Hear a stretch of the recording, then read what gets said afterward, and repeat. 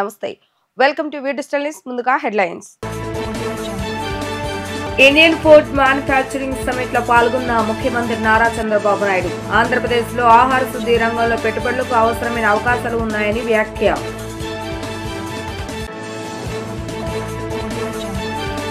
Visakha steel పై కీలక వ్యాఖ్యలు చేసిన ఉప ముఖ్యమంత్రి పవన్ కళ్యాణ్ స్టీల్ ప్లాంట్ ఆంధ్రుల ఆత్మగౌరవానికి సంబంధించిన అంశమని వెల్లడి.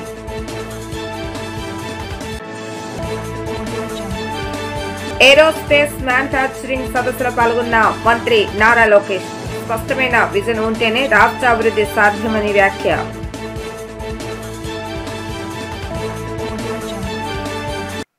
ఆంధ్రప్రదేశ్ లో ఆహార శుద్ధి రంగంలో పెట్టుబడులకు అపారమైన అవకాశాలు ఉన్నాయని సీఎం తెలిపారు. విస్తృతమైన మౌలిక సదుపాయాలు కూడా ఆంధ్రప్రదేశ్ లో సొంతమని పెట్టుబడిదారులు ఎగుమతిదారులకు వివరించారు. రాష్ట్రంలో 9 ఇంటిగ్రేటెడ్ ఫుడ్ పార్కులు, 17 లక్షల మెట్రిక్ టన్నుల కోల్డ్ స్టోరేజెస్, 33 లక్షల టన్నుల సరుకు నిల్వ చేసుకునేందుకు గోదాములు ఉన్నాయని ఆయన అన్నారు. విశాఖలో trade promotion council of India నిర్వహించిన ఇండియా ఫుడ్ మ్యానుఫ్యాక్చరింగ్ సమిట్ కు ముఖ్యమంత్రి నారా చంద్రబాబు నాయుడు హాజరయ్యారు. ఈ సందర్భంగా ఆయన మాట్లాడుతూ ఆహారం, పానీయాల యూనిట్లను ఏర్పాటు చేసుకునేందుకు అవకాశాలు కల్పిస్తూ 175 నియోజకవర్గాల పారిశ్రామిక పార్కులు ఏర్పాటు చేస్తున్నామని ఆయన వెల్లడించడం జరిగింది. చిత్తూరు, గుంటూరు, కోస్తాంధ్ర, విశాఖ జిల్లాలో పండ్లు, సుగంధ ద్రవ్యాలు, ఆక్వా, కోకో, కాఫీ క్లస్టర్లు ఉన్నాయని చెప్పారు. ఫుడ్ ప్రాసెసింగ్ పాలసీ 4.0 కింద పరిశ్రమలు ప్రోత్సాహకాలు అందిస్తున్నామని, 200 కోట్లకు పైగా పెట్టుబడులు దాటితే వాటిని మెగా ప్రాజెక్టులుగా పరిగణించి ప్రత్యేక ప్రోత్సాహకాలు అందజేస్తామని సీఎం వెల్లడించారు. గత ఏడాది రాష్ట్రానికి ఆహార శుద్ధి రంగంలో 10,000 కోట్ల పెట్టుబడులు వచ్చాయని చెప్పారు. Vikasit Bharat 2047, you are all aware, they have given very effective emphasis on food processing. I am very happy here. Already we are having some strengths. If you mention Chittoor, fruit pulp and also dairy products. Guntur, chili and spices. Coastal Andhra Pradesh, total aquaculture. East Godavari and Palasa, cashew. Araku coffee, you are all aware. You are going to taste here. One of the best brand. It is now global brand. That is how Araku coffee is moving. Even some of the issues, if you see Rayalaseema, you name any fruit, including dates, they are producing there. Dragon fruit or mango or any fruit, variety of fruits, they are producing there. Now we are having an advantage. 8.45 million hectares of land is under cultivable land. And also we are having rice. Once we used to supply total rice for the nation, rice bowl of India, that is Andhra Pradesh. After Punjab, Andhra Pradesh was used to mention rice surplus. And also today, mango, banana, chili, turmeric, shrimp, palm oil, coffee, you name anything, even pepper, everything we are producing, even cocoa, everything we are producing here today. At the same time, Andhra Pradesh, we are number 1 in aqua, and also we are number 1 in egg production. So many areas in meat, just now 5th place, 10.41% we are producing from Andhra Pradesh. As on today, world-class food processing ecosystem we are having, 9 integrated food parks. You can, some of the parks we are having plug and play. You can come and start your operations immediately. That is the system we are working. As on today, ease of doing business, we are number 1. Still we are thinking, speed of doing business, we are moving in that direction. Once you apply, it is our duty to get it done, all permissions, and also trouble-free running of business will establish. That is our commitment for all of you. Visakhapatnam steel plant ను ప్రైవేటీకరణ ఆగింది కాబట్టే ఆర్థిక సాయం చేయడానికి కేంద్రం ముందుకు వచ్చిందనే విషయాన్ని ప్రజలకు గట్టిగా వివరించాలని ఉప ముఖ్యమంత్రి పవన్ కళ్యాణ్ సూచించారు. స్టీల్ ప్లాంట్ ఆంధ్రుల ఆత్మగౌరవానికి సంబంధించిన అంశమని, దానికి సొంత గన్లు కేటాయించాలని, వీలైతే పైప్ లైన్ వేయాలని ఢిల్లీలో అమిత్ షాను కోరానని ఆనాడు ఆయన హామీ ఇచ్చారని తెలిపారు. విశాఖలో జరుగుతున్న పార్టీ సమావేశాల్లో భాగంగా ఎంపీలు, ఎమ్మెల్యేలు, ఎమ్మెల్యేలను ఉద్దేశించి ఆయన మాట్లాడుతూ స్టీల్ ప్లాంట్ ను వెంటనే ప్రైవేటీకరణ ఆగిపోయిందని ఆయన వివరించారు. ఇప్పుడు ప్లాంట్ ను ప్రైవేటీకరణ చేస్తున్నారని గొడవలు చేస్తున్న కార్మిక సంఘాలు వైసీపీ హయాంలో ఎందుకు ఆందోళన చేయలేదని ఆయన ప్రశ్నించారు. కార్మిక సంఘాల చిత్తశుద్దిపై కూడా అనుమానాలు ఉన్నాయన్నారు. సీఎంగా ఉండగా జగన్ పలు సంఘాల నాయకులతో సమావేశమై ప్లాంట్ ప్రైవేటీకరణకు సహకరిస్తే కొందరికి ప్లాంట్ ఇస్తామని ఆశ పెట్టగా దానికి వారు తలలు ఊపారే అనే సమాచారం ఉందన్నారు.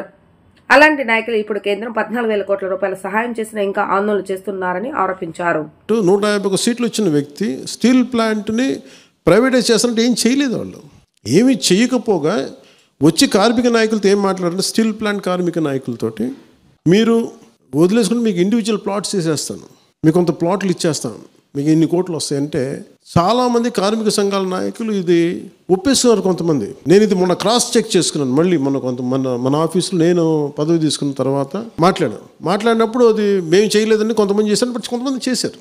అలాంటి సమయంలో నేను ఏం చెప్పానంటే వెళ్ళి అంటే మీకు తెలుసు, మీకు ఈ దేశంలో ఎవరన్నా సరే అమిత్ షా గారితో ఎవరైనా గొడవ పెట్టుకుంటారండి.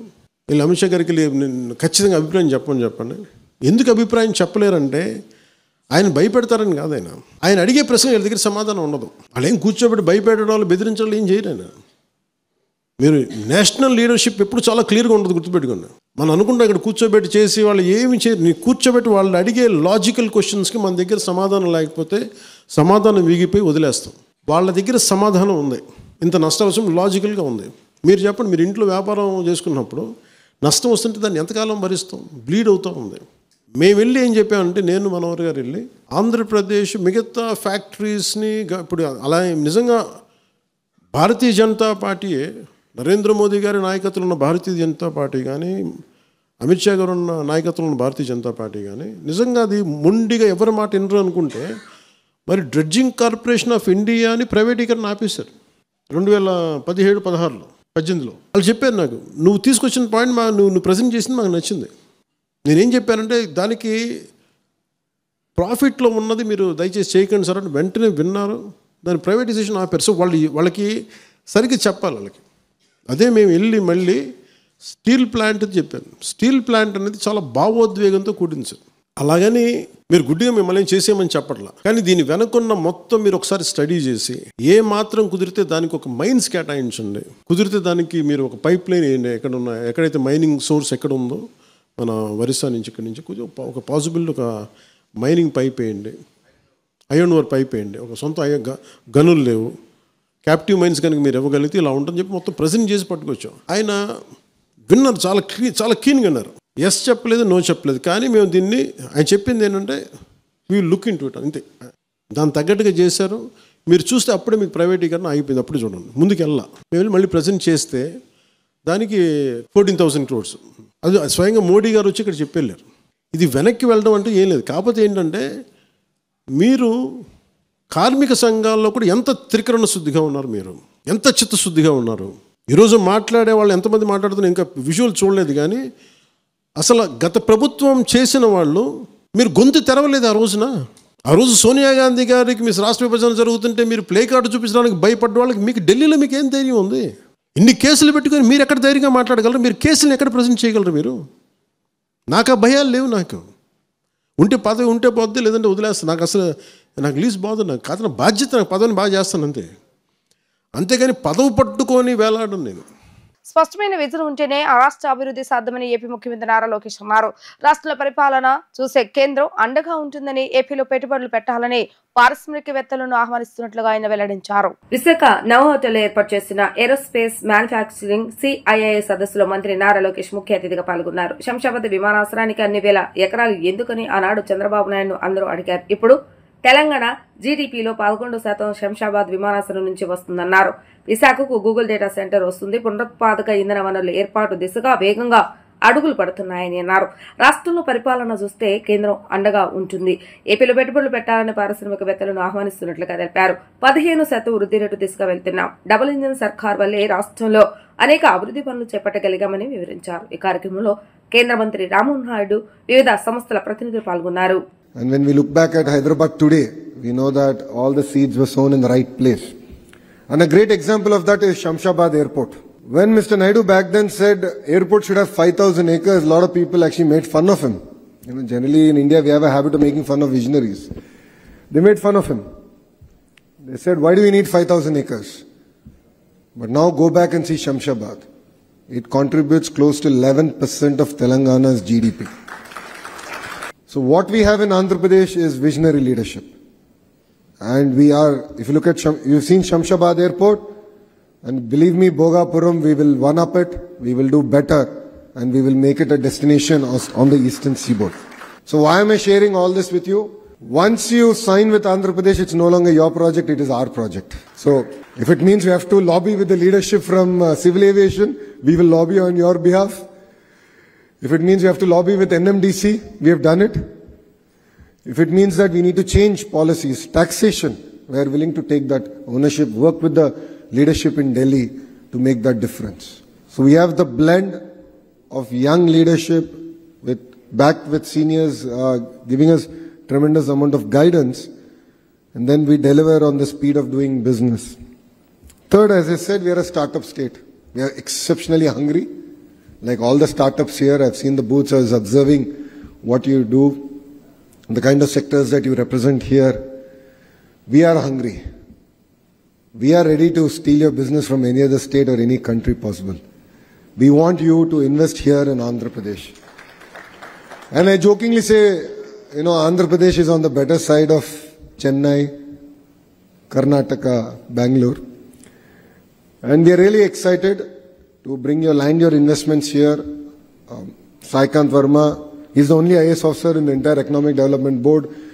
Under him, he has all professionals who have joined us from Invest India, few other state investment promotion boards. The best in their field have come, joined us.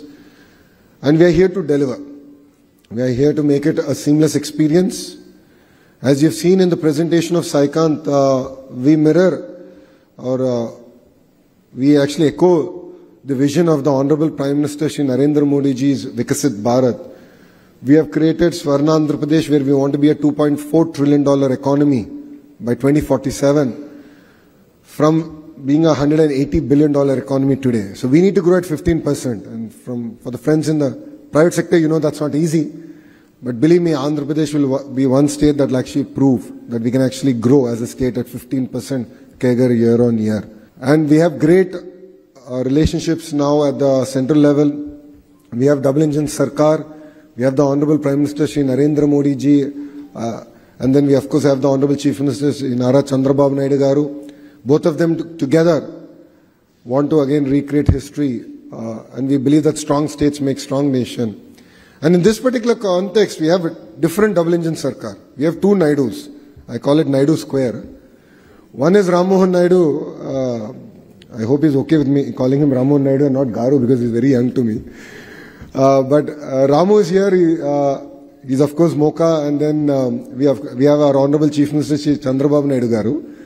Of course, both of them are not related, but Naidu Square. So we have another double engine Sarkar where I believe that we can do a lot of work in the aerospace and defense sector together. బుద్ధుని బోధనలు శాంతీకరణ సోదర భావానికి ప్రతీకలని జిల్లా collector doctor G Lakshmi Shah అన్నారు. ఈ గొప్ప సందేశాన్ని ప్రజల్లోకి తీసుకెళ్లడం దక్షిణాసియా అంతటా సాంస్కృతిక వారసత్వ పర్యాటకాన్ని మెరుగుపరిచే లక్ష్యంతో ఐక్యతా మార్గంలో సాగుతున్న try services lord Buddha circuit motor cycle యాత్ర విజయవంతం కావాలని ఆకాంక్షిస్తున్నట్లుగా తెలిపారు. రాష్ట్రంలోని ప్రముఖ బౌద్ధ ప్రదేశాల విశిష్టతను చాటి చెప్పేందుకు ఈ యాత్ర దోహదం చేస్తుందన్నారు. విజయవాడలోని డాక్టర్ బిఆర్ అంబేద్కర్ స్మృతి వనం వద్ద collector Lakshmi Shah lord Buddha circuit motor cycle యాత్రను నిన్న జెండా ఊపి ప్రారంభించారు. బుద్ధుని బోధనల ఆధ్యాత్మికత, చారిత్రక, సాంస్కృతిక ఐక్యత, వారసత్వ పరిమళాల విస్తృత వ్యాప్తికి సద్భావన సహకారం పెంపొందించేందుకు నేపాల్, భారత్, శ్రీలంకలోని ముఖ్యమైన బౌద్ధ ప్రదేశాలను కవర్ చేసే లక్ష్యంతో ఈ యాత్ర విజయవంతంగా ముందుకు సాగుతుంది. దేశ త్రివిధ దళాల అధికారులు, యువ ప్రతినిధులు పాల్గొంటున్న ఈ యాత్ర శుక్రవారం విజయవాడకు చేరుకోగా కలెక్టర్ లక్ష్మీ షా అధికారులతో కలిసి స్వాగతం పలికి అభినందనలు తెలియజేసిన అనంతరం జెండా ఊపి యాత్రను తిరిగి ప్రారంభించారు. ఈ సందర్భంగా కలెక్టర్ లక్ష్మీ షా మాట్లాడుతూ సమగ్రత, లౌకికతత్వం, ఐక్యతను చాటి చెప్పేందుకు ముఖ్యమైన బౌద్ధ చారిత్రక ప్రదేశాలను కవర్ చేస్తూ ఈ ధర్మయాత్ర సాగుతుందని, ఈ విశిష్ట యాత్రకు ఆతిథ్యం ఇవ్వడం చాలా ఆనందంగా ఉంది అన్నారు. ఈ మోటార్ సైకిల్ యాత్రకు BIMSTEC secretariat, Nalanda university, land port authority of India తదితరులు మద్దతు అందిస్తున్నాయి. రాష్ట్ర సాంస్కృతిక పర్యాటక శాఖ జిల్లా అధికార యంత్రాంగం సహకారంతో విజయవాడలో జరిగిన ఈ కార్యక్రమంలో కన్వీనర్ రాహుల్ లక్ష్మణ్ పాటిల్, జిల్లా పర్యాటక అధికారి ఏ శిల్ప, సాంస్కృతిక శాఖ అధికారి సుమన్, ఘంటసాల ప్రభుత్వ సంగీత నృత్య కళాశాల నాట్యాచార్యుడు అజయ్ కుమార్, గాత్ర అధ్యాపకురాలు త్రివేణి, భరతనాట్యం అధ్యాపకురాలు భాగవతుల సౌమ్య తదితరులు ఈ కార్యక్రమంలో పాల్గొన్నారు. We are very happy to host the Trice Service bike expedition team here in our district as part of Government of Andhra Pradesh Corporation. We are very happy to know that the Trice Service bike expedition is connecting the Buddhist site in all across the country in promotion of integrity, secularism and national spirit. So Jai Hind, Vande Bharat. వ్యర్థాల నిర్వహణ ఖచ్చితంగా జరగాలని, వ్యర్థాల నుండి సంపదను సృష్టించాలని విజయవాడ నగరపాలక సంస్థ కమిషన్ జాన్చంద్ర అన్నారు.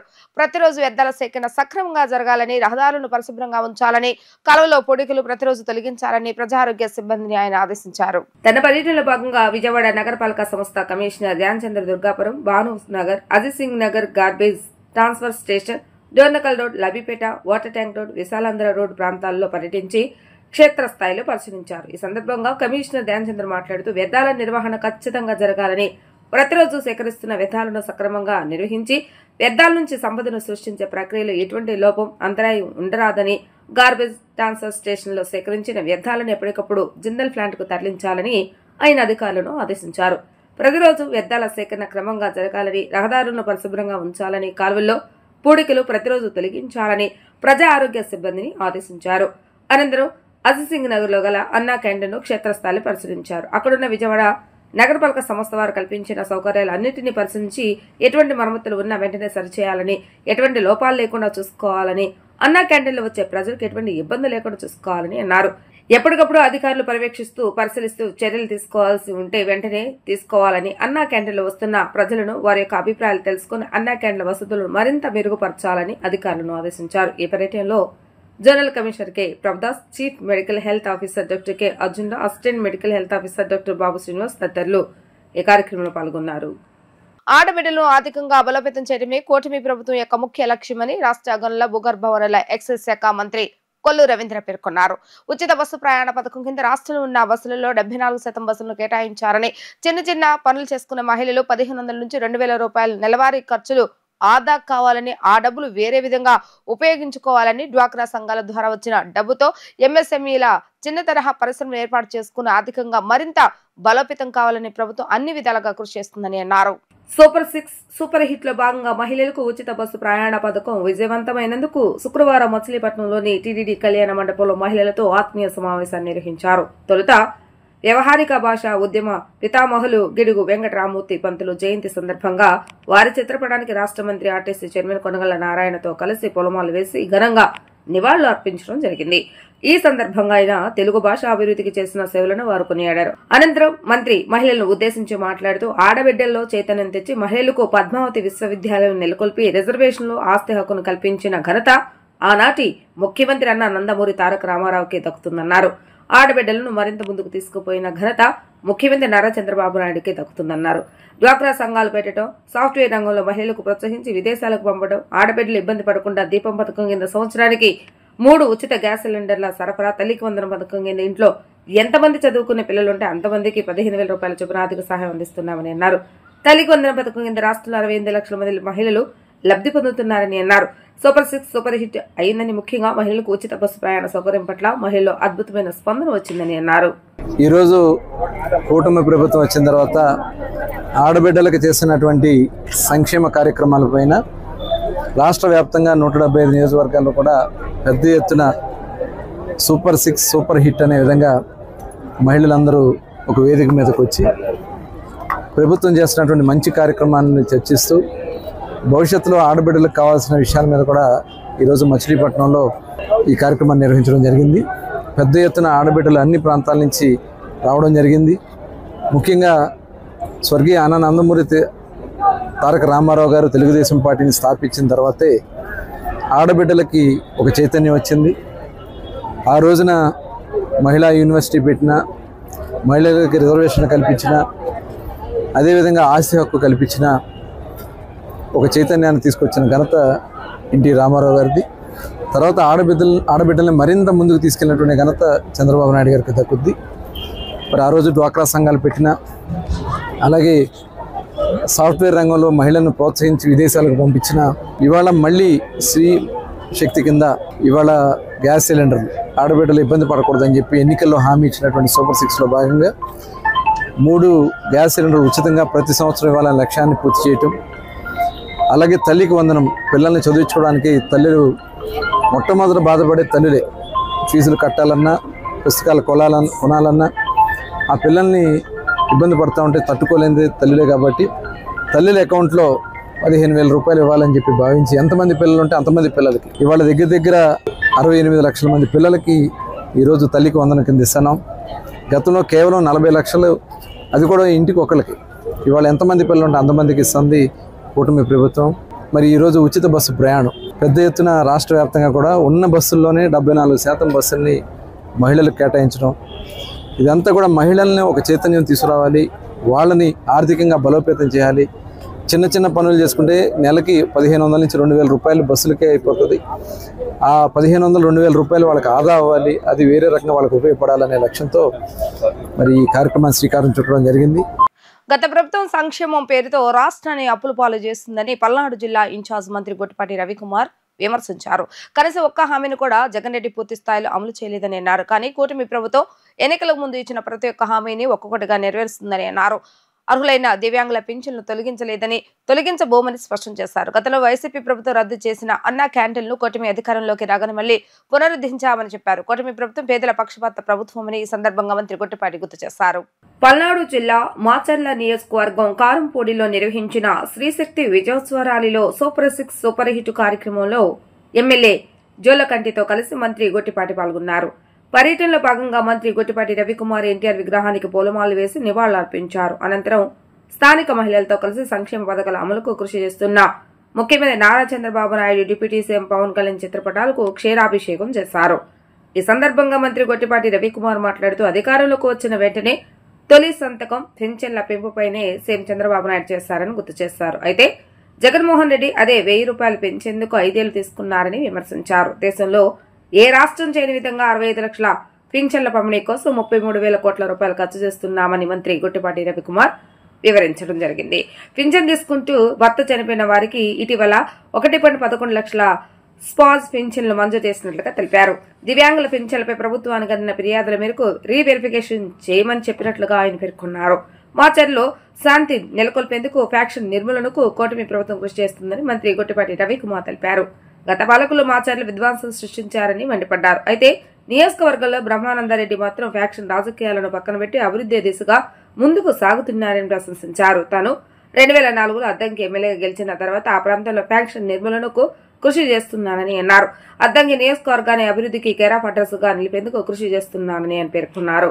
జగన్మోహన్ రెడ్డికి ఒక 5 సంవత్సరాలు అధికారం ఇస్తే అతను ప్రభుత్వాన్ని తుక్కల ప్రభుత్వాన్ని పేరు తెప్పించుకున్నాడు. ఒకసారి అవకాశం ఇస్తే 20 సంవత్సరాలు ఈ రాష్ట్రాన్ని వెనక్కి తీసుకెళ్లారు అన్నమాట. ఈ టైంలో చాలా మంది వ్యాపారస్తులు ఏదిచ్చి ఈ రాష్ట్రాన్ని వదిలిపెట్టి వెళ్ళిపోయేలాగా చేశారు. మేము మళ్ళీ చంద్రబాబు గారి నాయకత్వం ఒక పిలుపునిచ్చి అందరినీ రమ్మని కోరుతాము. ఈ రాష్ట్రంలో పెట్టుబడులు పెట్టండి, స్థాపిస్తండి, మీకు ఏ విధమైన సహాయ సహకారాలు కావాలో మేము చేస్తాము. మీరు ఇవ్వాల్సింది ఏంటంటే మా పిల్లలకి, చదువుకున్న పిల్లలకు ఉద్యోగాలు ఇవ్వాలన్నాం. దాదాపు ఆ దశగా ప్రయాణం చేస్తున్నాం. 20 లక్షల ఉద్యోగాల ధ్యేయంగా ఈ ప్రభుత్వం పనిచేస్తుంది. ముఖ్యంగా రాయలసీమ, ప్రకాశం జిల్లా లాంటి జిల్లాల్లో ఎక్కడ కూడా ఇబ్బంది లేకుండా, ప్రజల మీద కక్ష సాధింపులు లేకుండా ఈ కార్యక్రమాలన్నీ చేసుకుంటూ ప్రజలు చేరాలనేదే ఈ ప్రభుత్వం ఒక ముఖ్య ఉద్దేశం. ఏ విశ్వాసంతో, ఏ నమ్మకంతో ఎంత పెద్ద ఎత్తున ఓట్లేసి మమ్మల్ని గెలిపించారో ఆ నమ్మకాన్ని ఏ మాత్రం కూడా సన్నగిల్లకుండా మేమందరం కూడా కలిసికట్టుగా పనిచేసి గ్రామాల్లో అక్షరాలు లేకుండా ఉండే వాతావరణాన్ని నెలకొల్పి, నా కాన్స్టిట్యున్సీ కూడా మీ కాన్స్టిట్యున్సీ లాంటిది, ఎప్పుడు కూడా గొడవలతో ఉండేది. నేను 2004లో ఎమ్మెల్యే అయిన తర్వాత ఇప్పటిదాకా ఎక్కడ కూడా గొడవ లేకుండా ప్రశాంతమైన వాతావరణంతో ముందుకు తీసుకెళ్తా ఉన్నాం అన్నమాట. టీడీపీ ఆవిర్భావం నుంచి మహిళా సంక్షేమానికి, సాధికారతకు పెద్దపీట వేస్తుందని టీడీపీ అంగన్వాడీ డ్వాక్రా సాధికార సంస్థ రాష్ట్ర అధ్యక్షురాలు ఆచంట సునీత అన్నారు. ముఖ్యమంత్రి నారా చంద్రబాబు నాయుడు నాయకత్వంలో ప్రస్తుతం అమలవుతున్న పథకాలు అందుకు నిదర్శనమని అన్నారు. గత 5 ఏళ్ల వైసీపీ ప్రభుత్వం మహిళలను పూర్తిగా నిర్లక్ష్యం చేస్తుందని విమర్శించారు. ఎన్నికల సమయంలో ఇచ్చిన సూపర్ 6 పథకాల హామీలను ఎంతో పారదర్శకంగా తక్కువ కాలంలోనే అమలు చేసి చూపించారని అన్నారు. వైసీపీ ప్రభుత్వం వీటి అమలుపై ఎన్నో దుష్ప్రచారాలు చేస్తుందని, కానీ కూటమి ప్రభుత్వం వాటిని విజయవంతంగా అమలు చేసి చూపించిందని అన్నారు. మహిళల కళ్ళలో వెలుగులు నింపుతున్న చంద్రబాబు నాయుడు ప్రభుత్వం ఇంకా 10 కాలాల పాటు కొనసాగాలని ప్రజలు కోరుకుంటున్నారని ఆమె అన్నారు. తెలుగుదేశం పార్టీ ఆవిర్భావ నుంచి కూడా మహిళా సంక్షేమానికి, మహిళా సాధికారతకి పెద్దపీట వేస్తూ వస్తున్నటువంటి పరిస్థితి మనందరం కూడా చూసాం. ఏదైతే చంద్రబాబు నాయుడు గారు ఆ రోజు హామీ ఇచ్చారో సూపర్ 6 పథకాలు అమలు చేస్తామని చెప్పినటువంటి హామీలని ఎంతో పారదర్శకంగా రాష్ట్రం ఎన్నో ఇబ్బందులు పడుతున్నప్పటికీ కూడా ఎటువంటి పరిస్థితుల్లో ఇచ్చిన ప్రతి హామీని కూడా 1 by 1 నెరవేర్చినటువంటి ప్రభుత్వం ఇప్పటి ప్రభుత్వం తెలుగుదేశం పార్టీ గౌరవ ముఖ్యమంత్రి చంద్రబాబు నాయుడు గారు కూటమి ప్రభుత్వం. ఏదైతే ఎప్పుడు కూడా చంద్రబాబు నాయుడు గారు ఒక్కటే నమ్ముతారు, మహిళలు అభివృద్ధి చెందితే రాష్ట్రాలు అభివృద్ధి చెందుతాయి. ఏ విధంగా ఇంటిని ఏ విధంగా మహిళ సమర్థవంతంగా నిర్వహిస్తుందో రాజకీయ రంగంలో కానీ వ్యాపార రంగంలో కూడా అంతే సమర్థతతో పనిచేస్తే మంచి రిజల్ట్స్ని చూపిస్తారనేది బలంగా నమ్మేటువంటి ముఖ్యమంత్రి చంద్రబాబు నాయుడు గారు. ఎన్నో విమర్శలు చేశారు, సూపర్ 6 ఇచ్చారు, హామీలు ఇచ్చి ఇంటింటికి తిరిగి సూపర్ 6 చేస్తామన్నారు. ఇవి ఏ విధంగా అమలు చేస్తారని చెప్పి వైసీపీ పార్టీ ఎన్నో దుష్ప్రచారాలు చేసింది. ఈరోజు సూపర్ 6ని రాష్ట్ర వ్యాప్తంగా సూపర్ హిట్ చేసి చూపించినటువంటి ప్రభుత్వం కూటమి ప్రభుత్వం, ముఖ్యమంత్రి చంద్రబాబు నాయుడు గారు. ఏదైతే ఆయన ముఖ్యమంత్రిగా మొదటి సంతకం ఆ రోజు చెప్పారు, పెన్షన్ ఖచ్చితంగా ఏదైతే ఆ రోజుకు 3,000 రూపాయలు ఉన్న పెన్షన్ని 4,000 చేస్తానని చెప్పారో మొదటి రోజే ఏదైతే ఏప్రిల్ నెల నుంచి కూడా కలిపిస్తామని చెప్పి మొదటి నెలలోనే 7,000 రూపాయల పెన్షన్ ఇచ్చినటువంటి పరిస్థితి. గత ప్రభుత్వంలో ఈరోజు విమర్శిస్తున్నటువంటి వైసీపీ పార్టీ మాజీ ముఖ్యమంత్రి జగన్మోహన్ రెడ్డి, ఆయనకి పాపం పెన్షన్ 3,000 చేయడానికి 5 సంవత్సరాలు సరిపోలేదు. ఈ మాట్లాడుతున్నటువంటి జగన్మోహన్ రెడ్డి వైఎస్ఆర్సీపీ పార్టీ వాళ్ళు ఆ రోజు పెన్షన్ ఇస్తామని చెప్పి దశల వారీగా, నెలల వారీగా, లేకపోతే సంవత్సరాల వారీగా 3,000 పెన్షన్ ఇవ్వడానికి వాళ్ళు ఎన్ని ఇబ్బందులు పెట్టారో, 5 సంవత్సరాల కాలం గడిపారో రాష్ట్రంలో ఉన్నటువంటి ప్రజలందరూ కూడా గమనించినటువంటి పరిస్థితి. ఏదైతే ఆ రోజు స్కూల్కి వెళ్ళే ప్రతి పిల్ల కానీ పిల్లవాడికి కానీ ప్రతి ఒక్కరికి కూడా తల్లికి వందనం అదే కార్యక్రమాన్ని మంచి బృహత్తరమైనటువంటి పథకాన్ని తీసుకువచ్చి ఇంట్లో ఎంతమంది పిల్లలు ఉంటే, ఒక్క పిల్ల చదువుకుంటే పిల్ల కానీ పిల్లోడు కానీ సరిపోదు కదా, ఎంతమంది పిల్లలు ఉంటే అంతమందికి కూడా మేము తల్లికి వందనం ఇస్తామని చెప్పిన మాట నిలబెట్టుకున్నటువంటి ఈరోజు ప్రభుత్వం తెలుగుదేశం పార్టీ, అలాగే ముఖ్యమంత్రి చంద్రబాబు నాయుడు గారు, అలాగే మన విద్యాశాఖ మంత్రి నారా లోకేష్ బాబు గారు. సుగాలి ప్రీతి కేసులో సాక్ష్యాలు తారుమారు చేశారని పవన్ తెలిపారు. పండ్లున్న చెట్టుకే రాళ్లు దెబ్బలన్నట్లుగా చేయుతనిచ్చిన వారిని తిడితే ఎలాగని ప్రశ్నించారు. ఆ తల్లి ఆవేదన చూసి 1,00,000 మందితో కర్నూలు నడిబొడ్డుకు వెళ్లి బలంగా గళం వినిపించానని ఆయన గుర్తు చేశారు. సుగాలి ప్రీతి తల్లి చేసిన ఆరోపణలపై ఉప ముఖ్యమంత్రి పవన్ కళ్యాణ్ స్పందించారు. ఈ సందర్భంగా ఆయన మాట్లాడుతూ తమ పోరాటాల ఫలితంగానే నాటి ప్రభుత్వం సిబిఐకి అప్పగించాలని నిర్ణయించిందన్నారు. చట్ట ప్రకారం సర్కార్ నుంచి వారికి పరిహారాలు అందాయన్నారు. ఎకరా 2 కోట్లు విలువ చేసే 5 ఎకరాల 5 సెంట్ల ఇంటి స్థలం, ప్రీతి తండ్రికి జూనియర్ అసిస్టెంట్ ఉద్యోగం ఇవన్నీ తమ ఒత్తిడి కారణంగానే అందాయని తెలిపారు. సిబిఐ దర్యాప్తు నిర్ణయాన్ని జగన్ ప్రభుత్వం లాకర్లో పెట్టిందన్నారు. ఉప ముఖ్యమంత్రి అయ్యాక డీజీపీ హోంమంత్రితో మాట్లాడి త్వరగా న్యాయం చేయాలని కోరినట్లుగా చెప్పారు. సిఐడి విచారణలో అనుమానితుల డిఎన్ఏలు సరిపోలటం లేదని తెలిసిందని, సాక్ష్యాలు కూడా తారుమారు చేస్తారని తెలిపారు. పాప సుగాలి ప్రీతి ఇష్యూ, పండ్లున్న చెట్టుగా రాళ్ళు పడతాయంటారు. ఎవరైతే చేయూతనిస్తారో, ఎవరైతే ఆధారం ఇస్తారో వాళ్ళని తిడితే ఎట్లాగా? అసలు ఈరోజు సుగాలి ప్రీతి అనే కేసు ఎలా ఎక్కడి నుంచి బయటకు వచ్చింది మీరు చెప్పండి. ఇలాంటి అన్యాయం జరిగిందని ఎవరికి తెలుసు? ఒక తల్లి పడ్డ వేదన తీసుకున్నా. నాకే సరదానా 2 లక్షల మంది జనం మధ్యలో నడుచుకుంటా వెళ్ళి ఆ సమస్యను హైలైట్ చేసి వాళ్ళు సిబిఐకి ఇచ్చారు. సిబిఐకి ఇస్తే మనకి ఇంటర్నల్ పేపర్ వర్క్ మనకి ఎలా తెలుస్తుంది? ఇంటర్నల్ పేపర్ వర్క్ వాళ్ళు ఇస్తే వాళ్ళు ఏంటంటే జీవో రిలీజ్ చేశారు. మా దగ్గర నుంచి వెళ్ళింది కానీ ఎక్కడికి వెళ్ళాలో అక్కడి నుంచి ప్రొసీడ్ చేయాలి, అక్కడ ఆపేశారు. హోంశాఖ నుంచి వెళ్ళింది సెక్రటేరియట్లో ఎక్కడో నెక్స్ట్ ఫైల్ ఢిల్లీకి వెళ్ళాల్సిన అక్కడ ఆపేశారు. మేము హోంమంత్రికి మేము సిబిఐకి పంపించేసాం అంటే లెటర్ చేశారు, లాక్ చేసి లాకర్లో పెట్టారు. ఇది జరిగింది. ఈ ప్రాసెస్లో ఏం చేశారు, వాళ్ళకి ఈ కేసు కొంచెం సెన్సిటివ్ కేసు కాబట్టి మీకు చెప్తాను. సుగాలి ప్రీతి వాళ్ళు ఏం చెప్తున్నారంటే, ఎవరైతే ఈ వెనకున్నారో మరి గవర్నమెంట్ ద్వారా వచ్చారు, గత ప్రభుత్వం ఎలా వచ్చారో వాళ్ళు ఏం చేశారంటే, మనం పెట్టిన ఒత్తిడి ఆ రోజు 2 లక్షల మంది మనం జనంతో తీసుకెళ్ళి అది నేషన్ వైడ్ ఇష్యూ అయ్యేటప్పటికి వాళ్ళు చేసింది ఏంటంటే, మనం చేసిన పోరాటం వల్లే ఎస్సీ ఎస్టీ అట్రాసిటీ కేసు బాధితులకు చట్ట ప్రకారం ఇచ్చే ప్రయోజనాలు పరిహారాలు వారి కుటుంబానికి దక్కాడు. కర్నూలు రూరల్ మండలం దిన్నెదేవరపాడులో 5 ఎకరాల వ్యవసాయ భూమిని కేటాయింపబడింది. ఆ గ్రామం కర్నూలు నగరానికి 9 కిలోమీటర్ల దూరంలో ఉంది. ఈ రోజున మార్కెట్ వాల్యూ కనీసం ఎకరాకి అది వాళ్ళు చెప్పడం మీరు క్రాస్ చెక్ చేసుకుని 2 కోట్ల వరకు ఉంటుందని చెప్తా ఉన్నారు. వీరి కుటుంబానికి కర్నూలు కార్పొరేషన్లో కల్లూరు వద్ద 5 సెంట్ల ఇంటి స్థలాన్ని కేటాయింపు చేసిన ప్రభుత్వం. సెంటు 10 లక్షల నుంచి 15 లక్షల వరకు ఉంటుంది. పాప ఇద్దరి తల్లిదండ్రులకి రెవెన్యూ శాఖలో జూనియర్ అసిస్టెంట్గా ఉద్యోగం ఇవ్వడం అయింది. ఇది కాకుండా ఇది మన పోరాటం వల్ల ఒత్తిడి పెట్టడంలో వచ్చినాయి.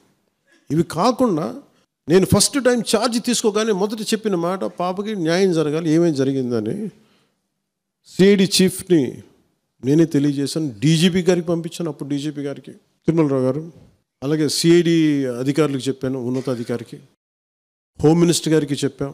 ఇవన్నీ చెప్తే పోలీసు సిఐడి వాళ్ళు చెప్పింది ఏంటంటే అసలు అప్పట్లోనే ఎవరైతే దీని వెనక కుట్ర వెనక ఉంది ఇవన్నీ చెప్తున్నారో ఏ డిఎన్ఏ తారుమారు చేశారు. ఎలా తారుమారు చేసి ఉండాలి? ఈ ఒత్తిడిలో వీళ్ళకి భూములు అవి ఇవి ఇచ్చేసి మరి ఏం చెప్పారు నాకు తెలియదు, కానీ వాళ్ళు నాకు తెలిసి వాళ్ళు ఈరోజు పోలీసు చెప్తుంది ఏంటంటే సాక్ష్యాలు వీళ్ళు చెప్తున్న వ్యక్తుల మీద వాళ్ళ డిఎన్ఏకి దీనికి మ్యాచ్ కావట్లేదు. ఇది వాస్తవం. వార్తలు ముగించే ముందు హెడ్లైన్స్ మరొకసారి. ఇండియన్ ఫుడ్ మ్యానుఫ్యాక్చరింగ్ సమిట్ లో పాల్గొన్న ముఖ్యమంత్రి నారా చంద్రబాబు నాయుడు. ఆంధ్రప్రదేశ్ లో ఆహార శుద్ధి రంగంలో పెట్టుబడులకు అవసరమైన అవకాశాలు ఉన్నాయని వ్యాఖ్య.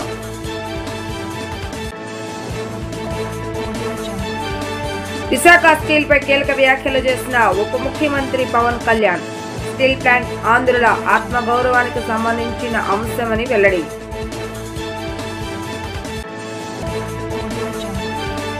ఏరోస్పేస్ మ్యానుఫ్యాక్చరింగ్ సదస్సులో పాల్గొన్న మంత్రి నారా లోకేష్. స్పష్టమైన విజన్ ఉంటేనే రాష్ట్ర అభివృద్ధి సాధ్యమని వ్యాఖ్య.